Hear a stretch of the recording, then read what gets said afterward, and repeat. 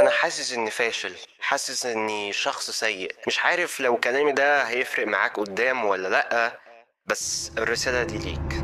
16/4/2025 هو ده التاريخ اللي بكلمك منه. في الوقت ده انا حاسس ان انا مستني حاجة تغير حياتي، مستني حاجة تقلب حياتي، بس للأسف اكتشفت ان دي حواجز عقلية. بقول لنفسي انا بس لما اخلص الفترة دي اللي انا فيها دي انا هعمل حاجات خرافية. لا، انا بس مستني فترة بتاعة الثانوية تخلص واروح الكلية عشان اعمل حاجات خرافية. وبرضو لما تيجي الفترة اللي انا قصدي عليها واللي انا مستنيها هقول نفس الكلام بالظبط. واكتشفت ان دي حاجة اسمها حواجز عقلية. كنت ماشي ومروح البيت بفكر هو ده عبد الرحمن اللي الناس عارفاه، هو ازاي يعمل كده؟ ده اللي الناس بتقول عليه كذا وكذا وكذا وبيمدحوه. الحقيقة في حد قال لي ان كل انسان فيه الخير وفيه الشر، الاتنين مع بعض. فمهما كنت شايف انك شخص سيء، لا، انت فعليا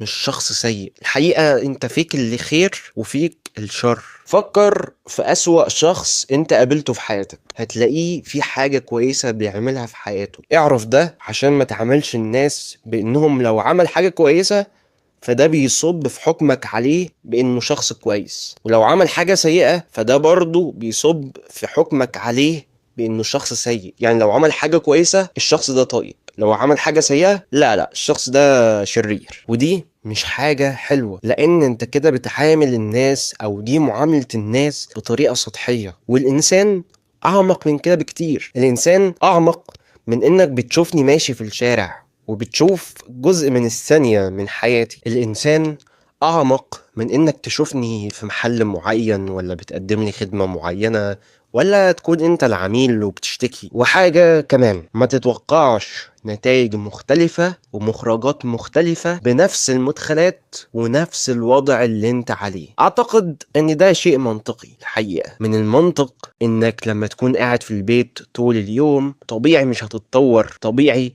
ان مش هيكون عندك اصدقاء، وزنك هيزيد، مش هتعمل انشطة بره البيت ولا حتى جوه البيت. منطقي صح؟ بس الحقيقة انا مش جاي الومك ابدا، انا جاي اقول لك ان العزلة المفرطة هي شيء مضر جدا، وهي عزلة مفرطة. العزلة شيء مفيد جدا ومهم من فترة للتانية تكون منعزل عن الناس، ودي حاجة صحية. بس لما الموضوع يكون عزلة مفرطة طول الوقت هنا خطر جدا، خصوصا ان لو في حالة مرضية. لان ايوه في اضطرابات نفسية وامراض نفسية واضطرابات شخصية ممكن تخليك منعزل طول الوقت. وانا هنا مش بقولك انك مضطرب نفسيا، لا، لو شاكك في حاجة لازم تروح لطبيب. بس انا متفاهم الحقيقة ده، متفاهم عزلتك اللي بتديك قد ايه مشاعر كويسة، بتديك امان، بتديك راحة، بتديك طمأنينة، بتديك حرية، وبتديك مكاسب تانية. بس في نفس الوقت بتديك خسائر. وانا عارف قد ايه انت خايف من الخسائر دي، خصوصا